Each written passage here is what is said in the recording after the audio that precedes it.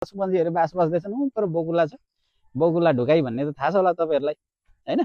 बकुल्ला ध्यानम बोकु ध्यानम भन्दैन एउटा संस्कृत श्लोक छैन ठ्याक्कै त्यो विद्यार्थीले पढ्ने बेलामा बोकु ध्यानम भनेको बकुल्ला जस्तै एकाग्र हुनुपर्छ ध्यान गर्नुपर्छ भनेको होइन। एकाग्र हुनु पर्यो बकुल्ला जस्तै पढ्ने बेलामा।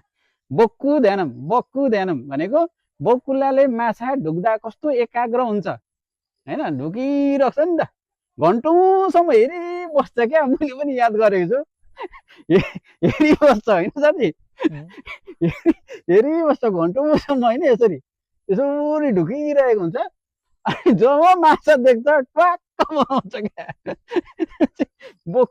बोकु ध्यान एकाग्र भएर मन कति पनि विचलित गर्दैन क्या धेरैसम्म ढुक्दा पनि।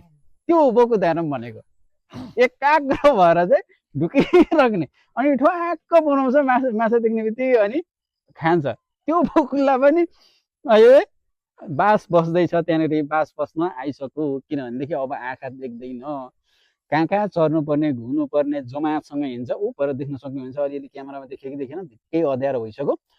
घुम्नुपर्ने जमात हुने पनि शिकार गर्नुपर्ने ठाउँमा जान्छ र आएर बस्छ।